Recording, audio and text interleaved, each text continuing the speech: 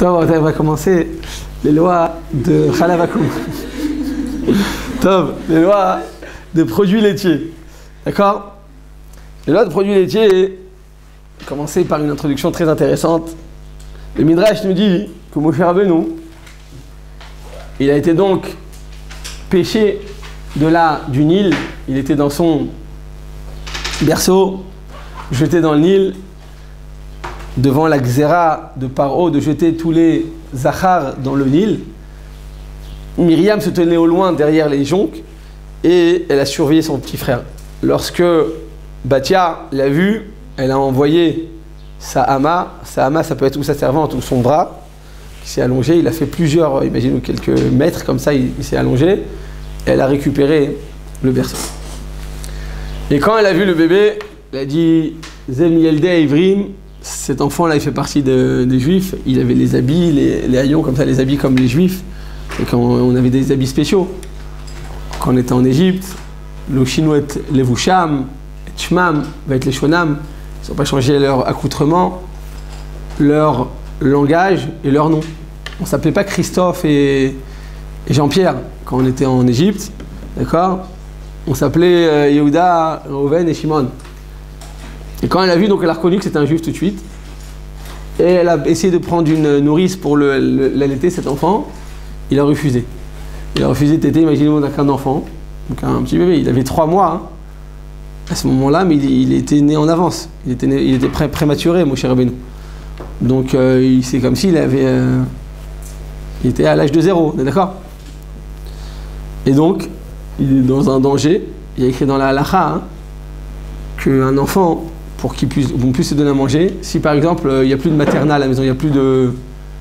Comment ça s'appelle la poudre pour enfants en France? Le gigose, voilà, il n'y a plus de gigose, d'accord? Il n'y a plus ça. Eh bien, et que tu es coincé. Je parle d'un cas extrême, mais ça peut arriver. Tu as le droit d'aller et d'acheter ou demander à un goy d'acheter du gigose pendant Shabbat s'il ne mange que ça. Pourquoi? La halakha nous dit Tinok mesukan ou etzel chalavimo. Un enfant, il est dans une situation de danger lorsqu'il ne reçoit pas le lait de sa mère. Alors, l'idéal, c'est d'allaiter son enfant. C'est mieux pour l'enfant. Ça va les chasen auto, lui donner, pour l'immuniser. Ça va le protéger. En plus de son développement physique, surtout son développement moral, un enfant qui reçoit directement de sa maman, eh bien, il va grandir avec plus de chaleur. Il va être plus fort, il va être plus mechoussad, comme je disais tout à l'heure, il va être plus immunisé. Il n'y a rien de mieux que le chalav d'une mère. Mais si maintenant la mère elle n'allaite pas et que l'enfant il ne mange que ce lait, d'accord, et que en lui donnant une autre sorte de lait, il va vomir 1 fois, 2 fois, 3 fois, donc tu es obligé de retrouver la première sorte de lait. Tu peux même l'acheter pendant Shabbat. Oh, tu demandes à un goy de le faire, bien entendu, mais je veux dire que c'est une sakana. C'est un danger. C'est un danger de ne pas donner à un enfant son lait. Et je répète, ça c'est d'un petit enfant, un nourrisson, qui ne mange rien d'autre que ça. Parce qu'il y a des enfants qui mangent tout. Tu leur donnes Gigos, Materna ou Plédina, ils acceptent tout. D'accord? Les enfants, ils sont faciles et ils ne vont pas faire des caprices où leur système, il est beaucoup plus tolérant. Mais il y en a d'autres qui ne peuvent rien supporter. Si ce n'est une seule sorte de lait, s'ils n'ont pas cette sorte de lait, c'est un sakana. À tel point que nous dit Chazonish nous dit que non seulement un enfant, on peut lui donner à manger pendant Shabbat, Kippour, et ça n'y a pas de question, et tout faire pour acheter et acquérir le lait qu'il a besoin, mais même la maman, elle doit jeûner après 30 jours, d'accord? Dans les 7 jours, elle n'a pas le droit de jeûner après l'accouchement. De 7 à 30, on va en fonction de sa situation. Si elle se sent bien, elle est forte, elle se sent en bonne santé, elle a le droit de jeûner jusqu'à 30. D'accord? Après 30 jours, elle est obligée de jeûner. D'accord? Donc jusqu'à 7, elle n'a pas le droit de jeûner. De 7 à 30, elle va jeûner en fonction de sa situation pendant le Kippour. Et après 30 jours, elle n'a pas le droit de jeûner. D'accord? Après, tous les autres jeûnes, elle ne doit pas jeûner pendant 2 ans après l'accouchement. Parce que la Gemara dit qu'après l'accouchement, hein, tous les membres à l'intérieur d'une femme qui a accouché, ils vont mettre 24 mois pour se rétablir. Une femme, elle est encore faible jusqu'à 24 mois. Donc pendant 2 ans après l'accouchement, elle ne doit pas jeûner tous les autres jeûnes. 3 jeûnes. Kippour et Tisha B'Av, elle doit le jeûner, d'accord?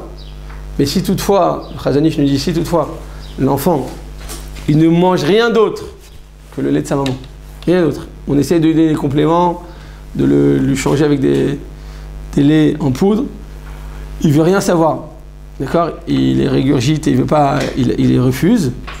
Eh bien, hein, ce sera la maman de l'allaiter. Maintenant, qu'est-ce qui se passe si la maman, en allaitant son bébé, elle va plus, déjà, elle n'a pas la force de tenir un jeûne.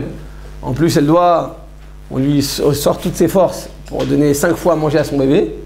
Donc elle va pas tenir son jeûne, elle commence à se sentir très faible, elle commence à voir noir comme ça dans les yeux, ou des fois des petites étoiles comme ça on voit au niveau de son regard. Je ne sais pas si vous avez déjà vu comme ça, tout d'un coup c'est un peu flou comme ça, comme des étoiles.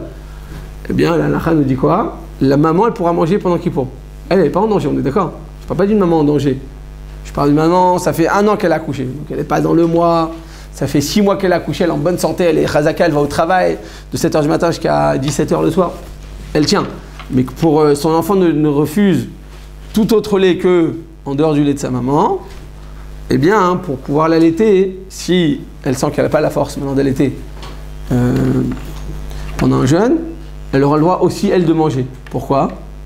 Vous dites Chazon Ish, comme le chalav, le tinok, il est mesoukan etzel chalavimo. Un enfant, un nourrisson, il a besoin absolument, c'est un pikuach nefesh, il y a une nécessité absolue qu'il puisse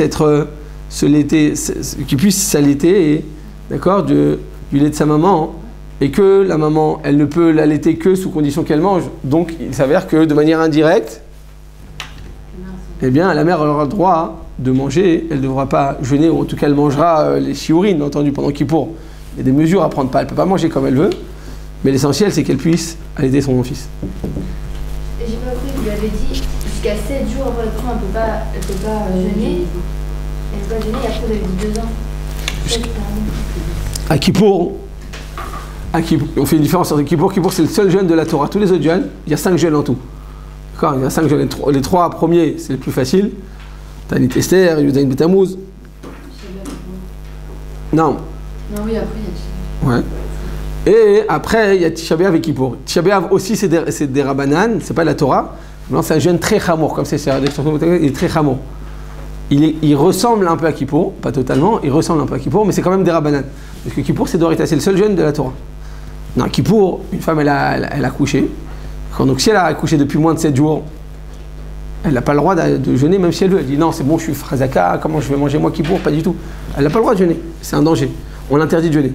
De 7 à 30 jours, on lui pose la question comment tu te sens? Elle dit c'est bon, je me sens bien, je suis bien. Elle commence à jeûner. Si elle voit que sa situation commence à s'aggraver, elle mange en plein Kippour. Après 30 jours, elle est obligée de jeûner, comme tout le monde. Ça, c'est pour Kippour, parce que c'est de la Torah. Les autres jeûnes. Ça dépend quand on tombe Kippour alors. Bah oui, bien sûr, ça dépend quand vous accouchez. Si vous accouchez à partir. Après le Gimel B Tishri, après le 3 Tishri, donc vous allez tomber dans les 10 jours, dans les 7 jours de jusqu'à Kippour, donc vous n'avez pas le droit de jeûner. C'est tout. On est d'accord? Voilà, je reprends. Ouais. Et les autres jeûnes, ben on a 24 mois pour ne pas jeûner. Les 3 autres jeûnes qui sont calmes, qui sont faciles, dans 24 mois, il ne faut pas jeûner parce que dans 24 mois, je vous dis, les membres, ils mettent un certain temps pour se réinstaurer. Et puis la femme, normalement, pendant 24 mois, elle pourrait allaiter. À notre époque, une femme, elle accouche maximum 6 mois. Il y en a qui tiennent 1 an, mais après, elle. Et donc, Rabotai, Moshe Rabbeinu, donc un petit enfant, un petit nourrisson, donc il a 3 mois, mais comme je l'ai dit, il était prématuré, donc là c'est comme s'il était à 0. Elle essaye de l'allaiter, de lui trouver une nourrice, rien à faire. Parce qu'à l'époque, tu engageais une nourrice, d'accord? Tu lui donnais à manger, à boire, et elle allaitait les bébés. Il y avait des nourrices, d'accord? Une nourrice, c'est pas juste celle qui fait la nounou, c'est celle qui allaite, à l'époque c'était comme ça. On lui donnait à manger, à boire, et elle allaitait les enfants, on l'a payé pour ça. C'était son métier. Et là, ils engagent une nourrice, et le bébé, il refuse de téter. Comment faire? L'enfant, c'est un danger, c'est dangereux, il refuse de téter, c'est un petit bébé, c'est un nourrisson. À ce moment-là, Myriam, elle est loin, elle dit écoutez, si l'enfant refuse de téter cette nourrice, moi je peux vous amener une nourrice. Peut-être qu'il va accepter. Elle est partie chercher qui? Sa mère, Yocheved.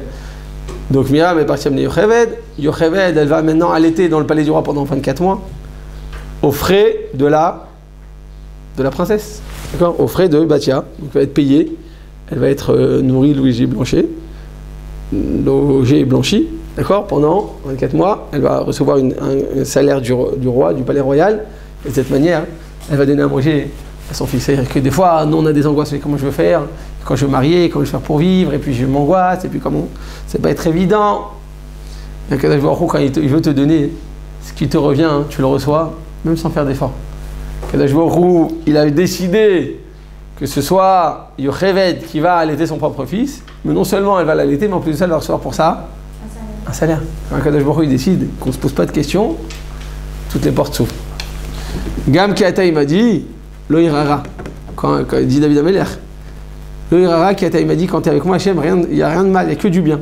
Il faut vivre avec Hachem en constance avec Akadosh Baruch Hu, en connexion directe avec Akadosh Baruch Hu. Et à ce moment-là, hein, même ce que tu dois faire, quoi qu'il arrive, tu recevras un salaire pour ça. Mais quand par contre, tu désires obtenir des choses que tu ne dois pas avoir, tu peux faire des pieds et des mains, tu ne recevras pas ce que tu dois, ce que Akadosh Baruch Hu n'a pas décidé de te donner. Donc tout dépend en bataille de la émouna qu'on a, hein, avec Akadosh Baruch Hu. Donc qu'est-ce qui se passe? Yocheved vient pour allaiter son fils. Et de cette manière, Moshe va grandir, et effectivement il va devenir grand, fort, et il va sauver Am Israël. Nous dit Chazal, pourquoi Moshe, donc ce petit nourrisson qui a quelques jours, pourquoi il refuse d'accepter le lait de cette nourrice non juive? Nous dit Chazal, tu sais pourquoi? Parce que P chez Atid, les Daber et Mashrina, Tishte Chalaf Tameh, une bouche qui va par la suite parler directement avec la Shrina. Moshe Rabbeinu c'est le seul ange, c'est le seul Navi, le seul prophète qui va parler en connexion directe avec Kadosh Baruch Hu sans passer par un intermédiaire. Les autres anges, ils parlent par l'intermédiaire d'un songe, d'un rêve, d'accord? Ou bien comme il dit le Rambam dans les lois de Nevi'im là-bas, hein, il dit que les autres anges, qu'est-ce qu'ils faisaient? Kadosh Baruch Hu, il se dévoilait à eux, et la parole d'Hachem était tellement imposante que tout leur corps il tremblait, il se jetait par terre et il commençait à parler. C'est comme une crise d'épilepsie que Dieu préserve. Pourquoi Hachem faisait ça? Pour pas qu'on croie que les paroles qui sortent de la bouche du Navi, eh bien c'est lui qui les a inventées, c'est lui qui parle bien, c'est lui qui a des grands discours. Non, lui son corps il est totalement annihilé, il tient même pas sur pied. Il est par terre, en train de se jeter comme ça et faire une crise d'épilepsie. Il n'arrive pas à tenir, en train de trembler. Et de sa gorge va retentir la parole d'Akadosh Baruch Hu. Pour pas qu'on se trompe en disant, ben voilà, c'est un homme qui a une belle élocution, c'est grâce à ça qu'il est devenu Navi. Non, Navi, tu peux pas le choisir. Pas en fonction de tes capacités d'élocution ou parce que tu as de la prestance, non. Akadosh Baruch Hu t'a pris en tant que tzaddik et que Yeri Shammai. D'accord? Et d'ailleurs, le plus grand des Nevi'im, c'est qui? C'est Moshe Rabbeinu, d'accord? En Névoie, il va même dépasser le Mashiach. En Chochma, le Mashiach va dépasser Moshe Rabbeinu. Mais en Névoie, c'est Moshe Rabbeinu le plus élevé de tous les Nevi'im qu'on a pu avoir. L'Okam Israël que Moshe Od. Ça n'existe pas, ça n'existera pas. Et donc c'est le plus grand des prophètes. Et comment il parle, Moshe Rabbeinu? Il est bègue, il ne peut pas parler. Imagine-toi, il n'arrive pas à parler. Donc depuis sa naissance, depuis quand il était enfant, quand il a pris le goudron brûlant, non, c'est du charbon, ouais, eh bien il est devenu bègue. Et donc imagine-toi, donc le plus grand des Nevi'im, il n'arrive pas à parler. Imagine, il parle, il bégaye, il n'arrive pas à dire un mot entier. Pour montrer que quoi? Que c'est qui donne la chorma, c'est qui donne l'élocution, c'est qui donne le chen et que tes paroles soient écoutées. Soit tu dis, moi je veux réussir, je vais aller, et je vais lui montrer qui je suis, je vais m'imposer à lui, je vais réussir à le charner auto, à le faire changer d'avis, à le convaincre. Je parle bien, j'arrive à changer les gens, j'ai de la tchatch comme ils disent, ou j'ai fait des cours de coaching dans lequel on te donne confiance et j'arrive à les renier à les autres et à les faire changer d'avis. C'est bien beau tout ça, mais si tu n'as pas Akadosh Baruch Hu avec toi, tu peux jusqu'à demain parler, personne ne va t'écouter. La Gemara elle dit Kol mi sheyesh bo yirat shamayim dvarav nishmaim. Personne, quand est-ce qu'une personne, on l'écoute? Il y a des gens, quand ils parlent, tu as envie d'écouter. Il y a des gens qui parlent, tu n'as même pas envie d'écouter. Et pourtant, ça ne dépend pas de la capacité. Des gens qui parlent très très très bien, mais quand ils parlent, tu n'as pas envie de l'écouter. Alors tu l'écoutes parce que tu es forcé, il est en train de parler devant toi, tu vas pas. Mais tu n'as pas envie. Et il y a des gens, ils ne parlent pas très bien, mais quand ils parlent, tu as grave envie de l'écouter. Pourquoi? Elle dit Kol mi sheyesh bo yirat shamayim Dvarav Nishmaim. Si tu as de la Yirat Shamayim, Dieu il va t'écouter. Pas Dieu. Les autres, les gens vont t'écouter. Dvarav Nishmaim, ces paroles sont écoutées. Il y a, dans ces paroles, il y a de un certain effet qui va lui permettre d'être accepté et de vouloir l'écouter. Comme j'ai dit une fois sur Esther Malka, elle avait du chen. Elle avait du chen, elle avait de la grâce, elle avait des chnina. Tu dis, elle est sympathique cette personne-là. Il y a des gens t'aiment bien, il y a des gens t'aiment pas. Ça dépend. Il y en a, c'est pas une question de beauté. Il y en a qui sont très très beaux comme ça, mais t'as pas envie, ils ont une tête géométrique, t'as pas envie de leur parler. Et il y en a, ils ont des têtes dans tous les sens. Et tu dis, celui-là, j'aime bien cette personne, et c'est agréable, et on peut parler. Ça dépend pas du tout de la beauté, ça dépend d'une beauté interne. C'est quoi? Nous dit Srazal, l'Yirat Shamayim. Donc à Botaï, Moshe Rabbeinu, c'est le seul, le plus grand des Névi'im, mais il ne sait pas parler. Parce qu'il était rempli d'Yirat Shamayim. Il était un af totalement. La hanava, c'est que tu te retires totalement. Tu as un keli qui est vide. D'accord? Il est vide, il n'y a rien dedans. Donc comme il n'y a rien dedans, Kadosh Baruch Hu peut, la shpia peut influer, et bien toute sa chorma, toute sa gdusha, et donc tu vas maintenant faire une annihilation totale de ta personne. Moshe Rabbeinu dit comment je vais pouvoir boire du lait tamé alors que je vais parler avec la shrina. Pêche atil et daber ima shrina tishte chalaf tamé, une bouche qui est atida, qui va en venir à parler avec la shrina, va-t-elle boire du lait impur? Et c'est comme ça que le Rama, Rabbi Moshe Isserlich, il est possèque dans les lois, donc on va voir tout de suite, Siman P. Aleph, chapitre 81, paragraphe 7, nous dit, là-bas, sur place, nous dit, le Rama, pourquoi on ne peut pas donner à un petit bébé d'une nourrice Goya? Pourquoi? Parce que on apprend ça de Moshe Rabbeinu. D'accord? Et donc, le Rama nous dit sur place qu'un petit bébé ne tétera pas d'une Goya. Le Rav Shach pose la question, il dit je comprends pas. Il dit tu m'apprends que quoi? Que un bébé n'aura pas le droit de prendre le lait d'une Goya. Pourquoi? Parce que Moshe Rabbeinu, il a parlé avec la Shrina.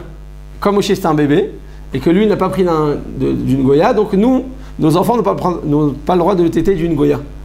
Nous dit le Rav Shach, quel est le rapport entre Moshe Rabbeinu et nos enfants? Moshe Rabbeinu, il y en avait un seul, l'Okam Israël que Moshe. Il a parlé avec la Shrina, PLP d'abord, c'est le seul qui parlait en discussion directe avec Hachem. Il n'avait même pas besoin d'être invité. C'est lui qui entamait la discussion avec Kadosh Baruch Hu, l'écouter. Tellement il était un af, tellement il était mis de battel devant Kadosh Baruch Hu. Donc lui, effectivement, Moshe Rabbeinu, il a pu parler avec la Shrina directement. Donc on comprend pourquoi lui n'a pas allaité, n'a pas tété d'une nourrice Goya. Mais nous, nos enfants, nous-mêmes, d'accord? Moshe en avait un seul. Nos enfants, même si on espère qu'ils vont être tzadikim et rishamim, c'est pas Moshe Rabbeinu. Donc quel est le rapport entre Moshe Rabbeinu, qui a refusé de prendre de lait d'une Goya, et nos enfants à nous? D'accord? La question est claire, Botaï? Qui pose cette question? Rav Shach. Il dit, le Rav Shach, écoutez Rabotaï ce terout, il dit que nos enfants, quand ils ont 5 ans et qu'ils ouvrent le livre, et en Kita Aleph, au Gan, ils commencent à apprendre Aleph, Bet, Gimel, Dalet. Qui se trouve devant eux, Rabotaï? Il dit Rav Shach. Qui est devant eux? Kadosh Baruch Hu B'Kafodo Be'atzmo, il vient devant ses enfants, il se tient devant eux, et il a une affection particulière pour ses enfants. Ce Hevel Piem Shel Tinokot Yel Bel Rabban Shel Ochatou, cette bouche qui est pure, qui n'a jamais fauté, qui va maintenant,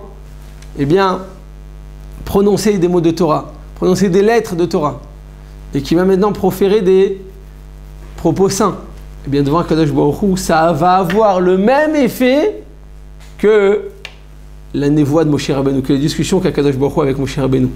Donc quand le Rama nous dit, tu sais d'où j'apprends que nos enfants n'ont pas le droit de prendre le lait d'une Goya, tu sais d'où je l'apprends de Moshe Rabbeinu. Chez Moshe Rabbeinu, on le comprend parfaitement, on le conçoit, parce que Moshe, effectivement, il a parlé directement avec la Shrina.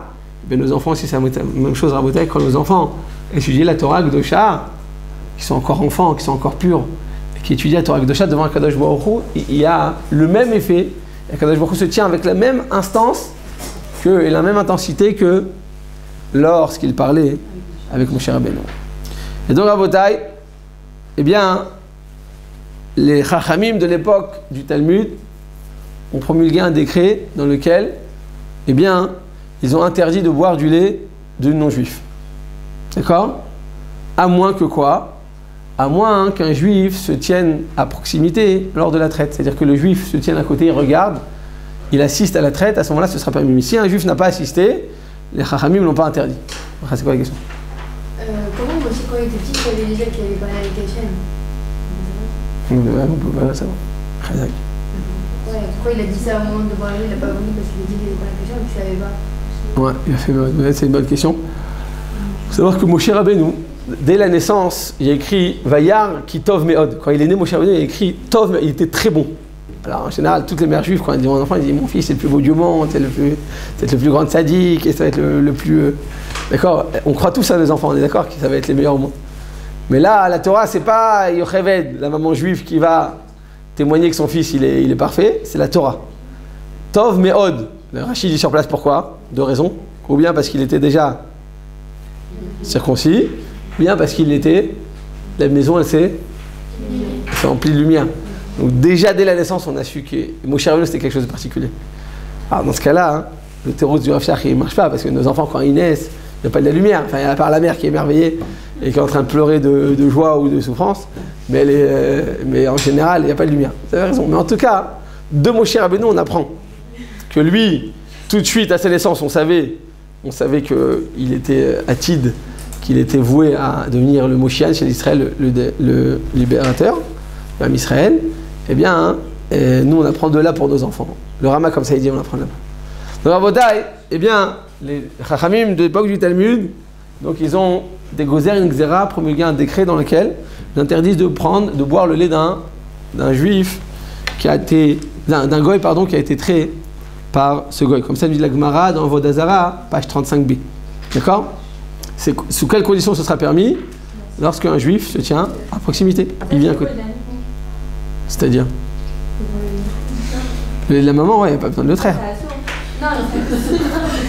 Dites-moi, j'ai pas compris la question, là. C'est pour le lait d'un animal, parce qu'on le récupère dans un ustensile. Mais le lait d'une maman, c'est toujours permis. D'accord, Botaï? Donc, on revient à ce qu'on disait. C'est quoi la Xérat Chachamim? Pourquoi ils ont interdit ça? C'est avec toutes les raisons des Chachamim. Les Xérot, elles ont toujours des raisons. Des fois, il y a des raisons apparentes, des fois, il y a des raisons qui sont cachées. Mais là, Chachamim l'ont interdit. Pourquoi ils l'ont interdit? De crainte que quoi? Que le goy rajoute dans ce seau, ne rajoute du lait impur. Pourquoi? Parce que tout simplement, le goy, il a sa ferme. D'accord? Il y a une ferme. Et il doit les sapec 1000 litres de lait pour le village. D'accord? Pour tous les habitants du village, tous les jours, quotidiennement. Or, hier, il y a eu le champ, il a gelé. Donc, les vaches n'ont pas pu brouter suffisamment d'herbe. À cause de ça, quand elles n'ont pas suffisamment mangé, eh bien, elles n'ont pas pu donner suffisamment de lait. Donc, au lieu d'avoir 1000 litres quotidiens, tu vas avoir que 800 litres. Qu'est-ce qu'il va faire, le goy?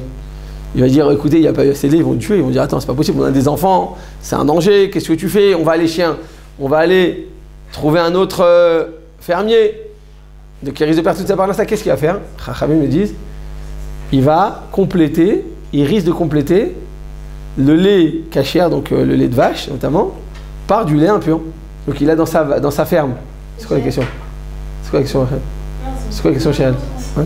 Alors, qu'est-ce qu'il va... Il a dans sa ferme, il a quoi? Il a des chèvres, des vaches, il a aussi des juments, il a aussi des ânesses, il a aussi des chamelles, il a aussi du lait de porcine, comment on dit? La femme du cochon. Truite. Les truites. Les truites. Truite, c'est du poisson. En général, à Tunis, on aime beaucoup tous les sortes de poissons, mais quand même la truite, on la mange. Mais le lait de truie, d'accord? Donc le lait de cochon, effectivement, il va l'aimer. Il risque de prendre pour compléter le quota quotidien. Donc Chachamim nous disent que quoi, à Botaï? Eh bien, il faut que le juif se tienne à proximité pour vérifier qu'il ne va pas il va avoir d'adjonction de lait impur dans ce lait qu'on a récupéré. D'accord? Alors selon ça, à Botaï, qu'est-ce qui se passe si maintenant moi, j'ai une ferme dans laquelle j'ai que des animaux purs. J'ai pas ni de truies, ni de chamelles, ni de juments, j'ai pas tout ça. Dans ce cas-là, est-ce que ce serait interdit? Alors j'avais dit la dernière fois, et je le répète encore, que toutes les interdictions des Chachamim, même s'ils nous donnent une raison apparente, une raison logique et rationnelle, il y a toujours des raisons supplémentaires, des raisons qui dépassent l'entendement, par lesquelles ils vont aussi l'interdire. Rappelez-vous, on avait vu dans le bichoul d'un goy, Déborah qui s'en dit pour le bichoul du goy, quand le goy, ou quand le boulanger par exemple, il n'a pas de femme, il n'a pas d'enfant, toute la raison pour laquelle j'ai pas le droit de manger le pain d'un goy, c'est quoi? De peur de marier avec ses enfants, avec sa fille. Mais s'il n'a pas de fille, ou c'est un curé, un curé il ne se marie pas officiellement, donc il n'a pas d'enfant, et donc il n'y a pas de fille, donc a priori je pourrais m'approprier du pain dans un couvent. Non, un couvent c'est que des femmes, dans un abbé, une abbé, on dit. Comment on dit, un abbé ou une abbé? Non, ça c'est l'abbé Pierre. Mais une abbé c'est un... D'accord. Bon bref, à l'archer, donc dans ces genres d'endroits, je pourrais a priori me procurer du pain. Qu'est-ce qu'on a dit? C'est permis ou c'est interdit? Quand il n'a pas d'enfant, c'est permis ou c'est interdit? C'est interdit pourquoi? Parce qu'à Falpi chez Batel Ata, lo Betel Akzera. Comme il s'agit d'un décret du Talmud, même si la raison ne s'applique plus, ça reste tout de même interdit. C'est clair? Oui? Et donc, même s'il n'a pas d'enfant, ça restera interdit, quelles que soient les conditions. D'ailleurs, hier, quelqu'un m'a posé la question. Ah non, aujourd'hui, on me pose la question. Boire de la bière en Europe. Me dire que c'est permis. Vous savez qu'il y a beaucoup de bières, je sais pas, je peux pas dire la plupart, mais en tout cas beaucoup qui sont fabriquées dans des églises.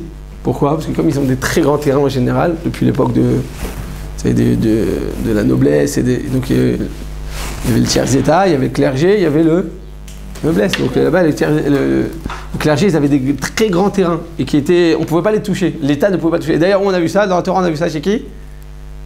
Qu'est-ce qu'il a fait, Yosef Hatzadik?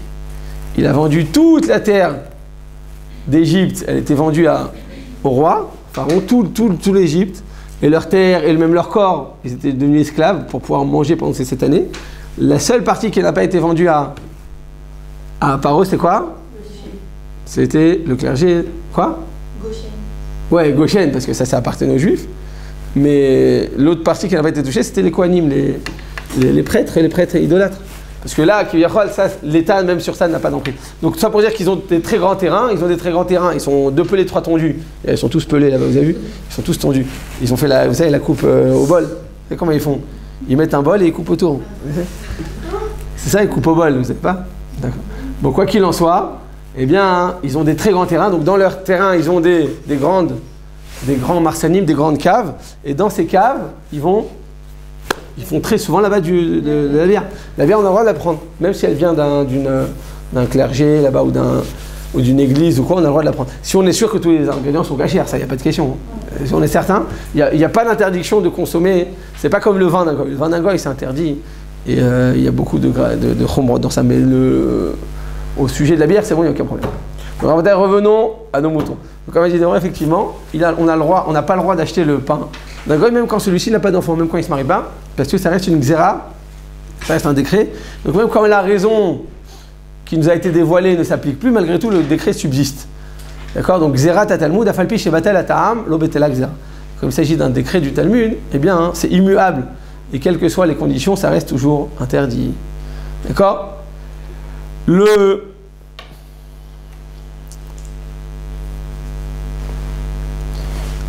Il y a un des anciens décisionnaires du siècle dernier qui s'appelait Rav Yechiel Michal Epstein. Vous savez que Michal, c'est un nom de fille. Michal, la fille de Shaoul HaMelech, la femme de David. Elle était promise à David. Finalement, il lui a pris, il l'a donné à qui? À Palti Ben Laïch, la femme. D'accord? Palti Ben Laïch, pas Palti. Palti Ben Laïch. D'accord? Mais par contre, Par contre quoi? J'étais en train de dire quoi? Que Michal, ouais, Michal c'est aussi un nom d'homme. D'accord, c'est un nom d'homme. Ouais. Et donc là il s'appelait le Rav Yechiel, ouais, comme Simcha. Simcha aussi c'est un nom d'homme. Simcha Bounim. d'accord, Yechiel Michal Epstein, d'accord, celui qui a écrit le livre Aruch HaShulchan, pas le Shulchan Aruch, il y a le Aruch HaShulchan, il y a une centaine d'années, d'accord. Eh bien, le Rav Yechiel Michal Epstein, d'accord. Même le Rav Rubin, il s'appelle aussi comme ça, le Rav Yitzhak Rubin. Son père, c'est Rav Michal. Quoi qu'il en soit, Rabotai, donc c'était le Rav de la ville de Novardo. D'accord.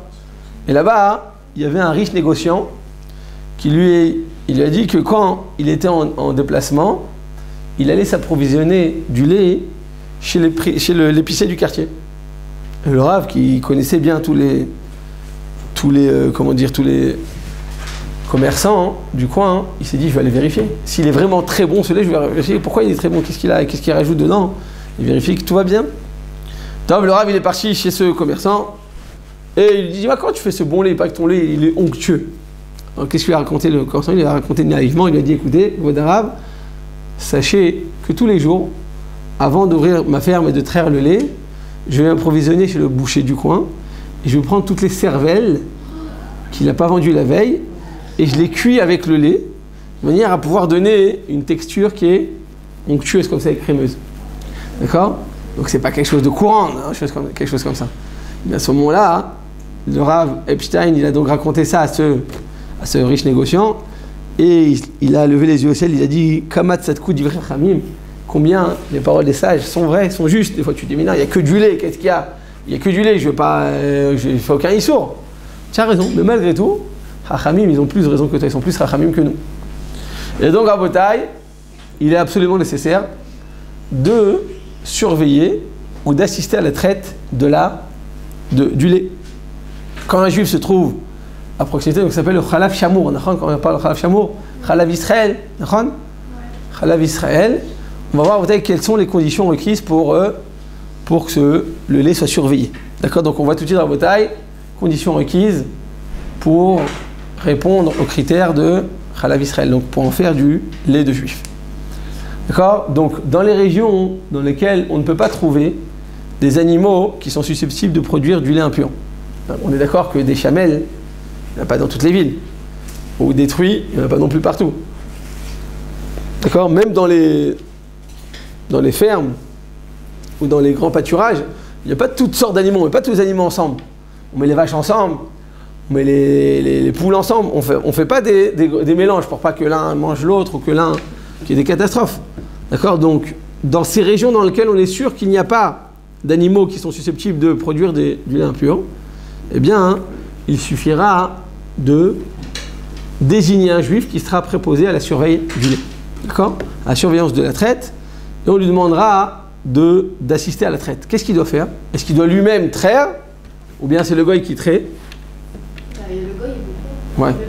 Alors il suffit que juste il assiste sans le faire soi-même, ça suffira. Et on va plus loin que ça, on te dit il n'a même pas besoin de regarder la traite, il peut même se tenir à l'entrée de l'usine. D'accord? À l'entrée ou à l'extérieur, ou prendre sa cigarette comme ça en train de fumer, et pendant 2 heures ils sont en train de traire à l'intérieur de l'usine ou de la ferme, il n'y a aucun problème. Pourquoi? Parce que les Chachamim disent qu'il n'a pas besoin d'assister personnellement, il suffit juste qu'il ait la possibilité de surgir et de rentrer à tout moment. Ça suffit pour qu'on considère que ce lait est considéré comme Chalav Shamour, Chalav Israël. Donc je répète, quand on dit qu'il a besoin de participer à la traite du lait, c'est pas qu'il a besoin lui-même de traire, bien entendu, mais même pas qu'il a besoin de vérifier tout au long de la traite comme ça et de regarder. Non, il peut faire des allers-retours tant que le goy est conscient qu'il y a un juif qui le surveille, ça va suffire pour le dissuader de rajouter du lait impur. D'accord? Donc il peut faire des allers-retours. Pourquoi? Parce que quand tu fais des allers-retours, tu vas faire peser une crainte constante sur le non-juif qui est chargé de la traite.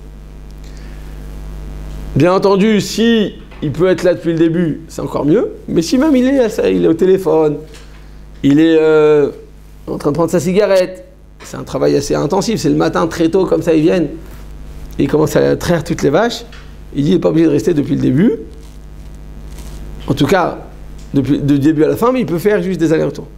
Par contre, ce que oui, on va demander, c'est qu'avant qu'il commence à traire le premier jet, là il devra juste vérifier le seau pour vérifier qu'il est bien vide. Parce que s'il reste du lait d'hier ou que la nuit précédente il a il a récupéré du lait impur, on n'a rien gagné. Donc il faudra qu'il puisse vérifier le seau avant de commencer à traire. Bon, à notre époque, c'est pas dans des seaux, c'est dans des grands. C'est même pas des tonneaux, c'est des michal, justement, on parle de michal. Michal, ça s'écrit comment? Le Mutkaf Lamed, d'accord? Et des michalim, c'est aussi avec un aleph, comme Michael, les citernes. Donc il doit juste vérifier que les citernes sont parfaitement propres.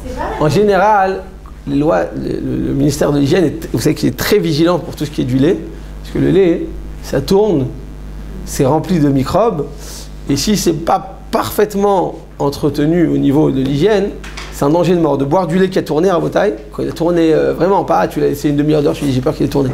Quand il a vraiment tourné, c'est rempli de microbes, ça pullule les microbes, c'est vraiment effectivement un véritable danger. De le prendre surtout s'il n'a pas été, méfoustar, il n'a pas été pasteurisé. À notre époque, c'est pas tellement courant, mais il faut savoir que le lait en général, c'est un objet et c'est un produit qui est extrêmement surveillé par l'État. C'est pas quoi? Maintenant, ils n'utilisent pas des machines pour traire. Ouais, ils utilisent des ventouses comme ça, avec des sortes de tuyaux. On les rentre dans les mamelles et ça va, il va avoir un vacuum. Comment on dit vacuum? Non, un vacuum c'est... Oui. D'accord. Donc, ouais. Vous avez dit la crainte, c'est que le gars il vient rajouter du lait un peu. Oui. Pourquoi ça, en fait, ça me dans du lait un peu, ils s'en foutent et que son travail. Parce que je vous ai dit, le gars, il a une ferme. C'est chez lui qu'on va tout le village, toute la ville va se procurer du lait. Donc il a besoin d'arriver à 1000 litres par jour. Maintenant, aujourd'hui, il n'y a pas eu assez de lait. Pourquoi? Je vous dis, il faisait froid, il n'y avait pas assez de pâturage, les vaches, elles ont mal dormi. Pour qu'une vache, elle donne du bon lait, il faut qu'elle dorme bien, qu'elle mange bien. Une des conditions à manquer, donc il sait très bien qu'il va manquer de lait aujourd'hui. Donc il vient compléter le manque. Il est obligé d'arriver au quota, quoi qu'il arrive quotidien. Donc il va le compléter par autre chose. On va dire qu'en plus, il y a des intérêts financiers. Les autres laits coûtent beaucoup moins cher. D'accord? En général, on ne boit pas du lait de jument ou du lait de chamelle. Donc ça se jette en général. Donc lui, il va dire, ok, j'ai qu'à le mélanger. Quoi, j'ajoute quelques litres dans le seau, c'est bon? On te dit non.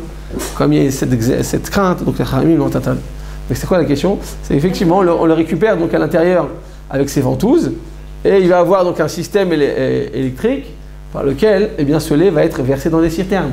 Donc il doit juste vérifier les citernes, qu'elles soient totalement vides. Comment? C'est juste pour les vaches qu'ils ont utilisé ces Pour citernes? tout, même du lait de chèvre, tout. Ils vont, à notre époque, on n'utilise plus un seau et le traire comme ça manuellement. C'est plus possible, donc ils le font que. Il n'y a plus de seau, il n'y a que des citernes. Il faut juste vérifier que. Mais comme je viens de dire qu'au niveau des ministères de l'hygiène, de la santé, c'est presque impensable de laisser du lait de la veille parce que ça tourne. Quoi qu'il arrive, à la fin de journée, ils prennent le Karcher et ils nettoient parfaitement toutes ces citernes. D'accord? Qu'est-ce qui se passe si maintenant, à notre époque, il y a l'usine, d'accord? Comme la plupart des usines, elles sont équipées d'un système de caméras de télésurveillance pour vérifier qu'il n'y a pas de vol, qu'il n'y ait pas d'abus, qu'il n'y ait pas d'erreur qui soit faite. Surtout, je répète, pour le lait qui est un produit de base qui est extrêmement fragile. Et donc, on vérifie de manière... Les mesures de surveillance sont beaucoup plus accrues. D'accord? Donc, qu'est-ce qui se passe si maintenant, dans l'usine, il n'y a pas le surveillant juif, pas le chômeur, mais il y a juste des systèmes de surveillance? D'après vous, ça sera permis ou pas?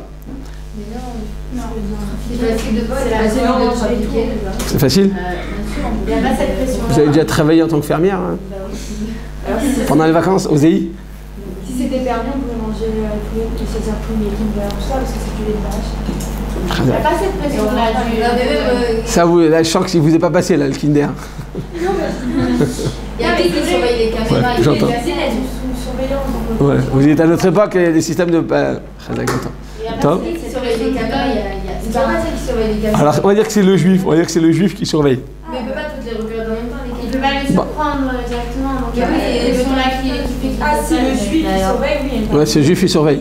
Si le gars il sait que le juif surveille. Ouais, Chazak, il a fait bon. Top. Alors écoutez, la halakha nous dit comme ça.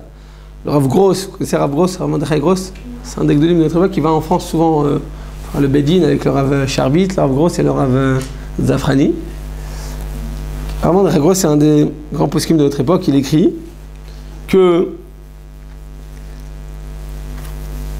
il s'avère qu'à notre époque, le système de télésurveillance est dissuasif. Qu'est-ce que ça veut dire? dans les plus grandes banques, les banques internationales dans lesquelles ils vont rouler des millions d'euros, ouais, qu'est-ce qui va empêcher la personne de dire bon c'est bon, je me fais la caisse et je pars à Hawaï, je pars à Tahiti, je me suis trompé. Alors pourquoi, qu'est-ce qui me permet de faire ça, de m'empêcher de faire ça? C'est pas tous des tzadikim les banquiers. Il y a une caméra, il sait très bien que tous ces faits et gestes sont surveillés et sont enregistrés. S'il fait quoi que ce soit, ça y est, demain il perd sa parnassa, lui, ses enfants, donc il se retient. Donc il te dit, tu vois, hein, que le système de télésurveillance, il est dissuasif. Ça va permettre à une personne toute seule de ne pas ni voler, ni embrouiller, ni faire quoi que ce soit. Alors il dit qu'à plus forte raison, rajouter du lait de chamelle, c'est quand même lourd. Comme ça, tu vas prendre la chamelle, tu vas la traire, tu viens remplir les seaux. C'est pas un truc qu'on fait en une seconde. D'accord? Donc il dit que dans ce cas-là, il y a beaucoup plus de crainte à avoir. Et malgré tout, eh bien, le système de télésurveillance est suffisamment mo'il. C'est quoi mo'il? Il fait ses preuves et il est très fiable. Bravo, il est mo'il. Et donc quoi? Il dit donc ça suffit pour t'assurer qu'il n'y ait pas eu d'ajout. D'accord? Eh bien, hein, une fois de plus, c'est une marloquette. Le Rav Eliashiv n'est pas d'accord. Il te dit non, il faut qu'il y ait un juif qui assiste à la traite. Mais le Rav Gross et le Rav Taharani et beaucoup de poskim se suffisent d'un système de télésurveillance. D'accord? La fois où on parlait des différentes Hashgachot, il y a par exemple OU. OU aux États-Unis, c'est une Hashgacha. Là-bas, toute leur Hashgacha, imaginez-vous, ils ont des usines dans le monde entier, en Chine, en Indonésie, en Alaska, des trucs de poissons, tout dans le monde entier. Je crois qu'il y a des Mashgichim de partout. S'il y a vraiment des Mashgichim de partout, 24 heures sur 24, le produit, le gâteau au lait que tu viens d'acheter, ils n'auraient pas coûté 10 shekels, ils auraient coûté 50 shekels. C'est énorme, c'est un investissement énorme. Qu'est-ce qu'ils font pour éviter tout ça? Ils mettent des systèmes de caméra partout. Et sur leur téléphone, aux États-Unis, ils ont tous ces téléphones comme ça, sur leur téléphone, ils vérifient, en Alaska, en Indonésie et en Chine, au même instant, ils peuvent vérifier, tac, tac, tac, ils vérifient tous les systèmes de surveillance. Et s'il y a un problème, il prend son téléphone, il a bien entendu un responsable sur place dans le pays, mais qui va à l'Ashgiach surveiller plusieurs usines à la fois, il dit va tout de suite sur le champ, j'ai découvert une anomalie dans telle usine. Donc il te dit, tu vois que OU, une fois de plus, donc Orthodox Union, c'est OU, eh bien eux, ils sont sommaires totalement sur les caméras vidéo.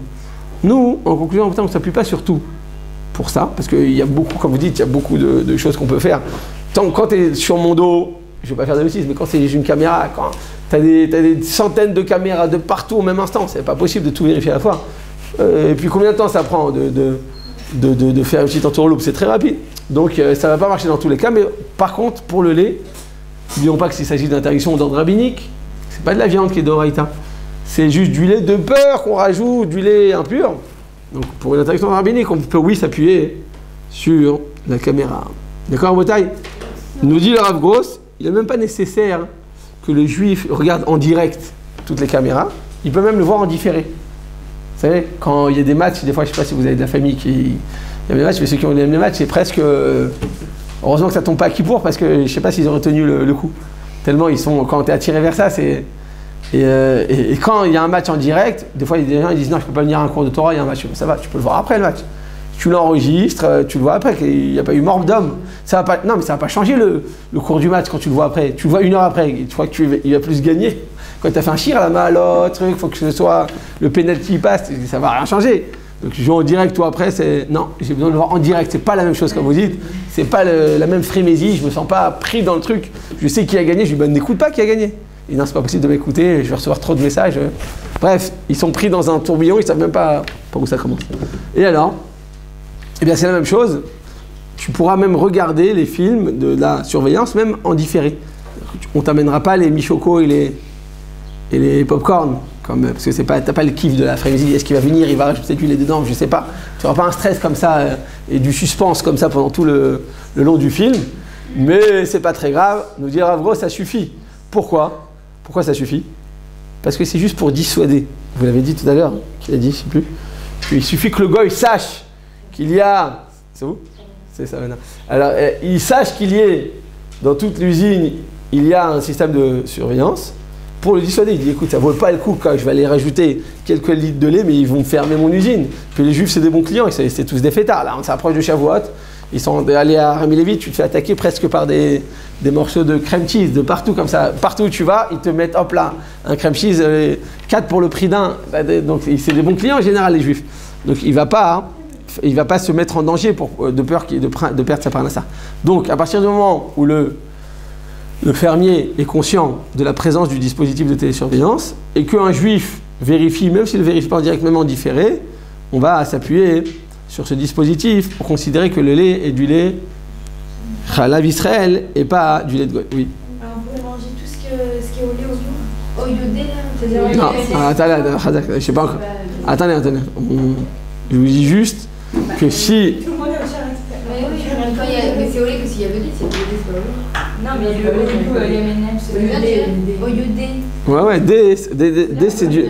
D c'est que c'est du. Il te dit c'est du Chalav Goy, Defka. Quand c'est D, c'est des riz. Non, D, ça veut dire. Ouais, D c'est des riz, c'est-à-dire c'est Chalavi. Mais c'est pas Chalav Israël, c'est Chalav Goy. Oui, mais là, c'est la même chose. Oui, mais vous avez dit quand il y a le. Non, mais il y en a.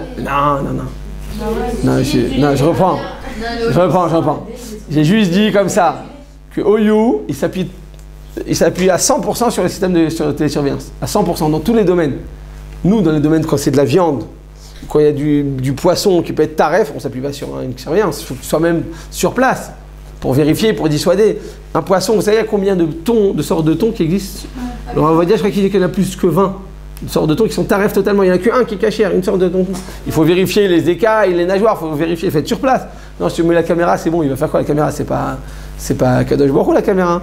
C'est vrai qu'il y a écrit dans le Passouk, Aïn Roa, Ozen Shomat, mais Kol Masecha Vesfer Nertavim, il y a écrit ça dans Perkei Avot. Tout ce qu'on fait, c'est enregistré. Alors à l'époque, c'était compliqué à imaginer, mais à notre époque, avec les caméras, c'est parfait. Mais je suis juste en train de dire que l'OU, il s'appuie totalement dessus. Et effectivement, comme ça va baisser le prix de la Hashgacha de manière très tangible. Nous, on ne s'appuie pas sur ça dans tous les cas. Juste dans le cas du lait, on peut s'appuyer dessus, mais il y a d'autres conditions après à avoir. Là, c'est la première condition. C'est la première condition. Quand il y a eu OUD, c'est-à-dire qu'il y a du lait, quand il n'y a pas le lait, c'est qu'il n'y a pas du lait. c'est que c'est pas vrai. Oui, alors. Donc, Et alors quoi? Non, mais il faut répéter. Il n'y a pas que du lait. Il n'y a pas que du lait même quand c'est OUD. Et il n'y a pas que du lait. Il y a plein d'ingrédients. Il y a d'autres ingrédients sur lesquels on a des questions sur OU. Ah ouais, si tout est parfait. Nous, on s'appuie sur la caméra pour le lait. Voilà, si c'est ça votre question. Nous, si les autres ingrédients sont bons, oui. Mais il y a plein d'autres questions sur lesquelles on n'est pas sommaire. OU, il s'appuie sur Bichoul Goy. Nous, on ne s'appuie pas. Sur le patin Goy, il s'appuie aussi. Sur la viande qui est pas halak, il s'appuie aussi OU. Il y a plein de coulottes qui font OU que nous, on ne fait pas. Mais vous avez dit ce qui est OU, c'est de lait surveillé, mais c'est que non, c'est pas la Si c'est du lait, alors, si du lait blanc, du lait blanc comme à Tunis, blanc, ils n'aiment pas ça à Tunis, le tout blanc là. Ils n'aiment pas le vrai lait. Bon, en tout cas, quand c'est du lait pur 100%, oui, vous avez raison. On peut s'appuyer sur la caméra, oui. Mais le truc, c'est qu'il n'y a pas que du lait dans les produits. Quand vous achetez un gâteau, il y a au moins 100 ingrédients dedans. Donc il faut vérifier chacun. Et il y a des coulottes que l'OU font que nous, on ne s'appuie pas dessus. C'est juste des ingrédients qu'il faut vérifier, mais c'est pas par rapport au thé alors. Ah non, par rapport au Khalaf tout seul, alors vous avez raison. Mais je suis en train de vous dire qu'il y a OU, la plupart de leurs produits qui sont Khalavi ne sont pas Khalav Israël. Ils vous le disent clairement, c'est Khalav Goy. Ils vous le disent, il n'y a même pas de caméra. On ne met pas partout des caméras. Oui, ça, c'est une solution qu'on nous donne, mais c'est pas tout le monde qui est d'accord de mettre des systèmes de caméra, c'est compliqué à faire. D'accord? C'est clair? Donc on s'appuie, on verra. Attendez le cours des Hashgarot, vous allez voir de quoi il s'agit. Pourquoi en Amérique ils disent que le lait est charmant? Voilà, il a fait mode. Très bonne question. Il a fait mode, Rabotai, écoutez bien. On va y arriver jeudi. Enfin non, jeudi, dimanche. Ok, on va... Vous avez raison. Aux États-Unis, on ne s'appuie pas dessus. Pour finir, Rabotai, pour aujourd'hui, je vous donne la réponse la prochaine fois. Pour finir, Rabotai, aujourd'hui, on dit comme ça que... Donc on a parlé des caméras de surveillance qu'on va pouvoir considérer comme étant Khalav Israël. Et Chachamim nous disent que tout surveillant juif sera considéré comme valable. Même un enfant qui est âgé de 6 à 9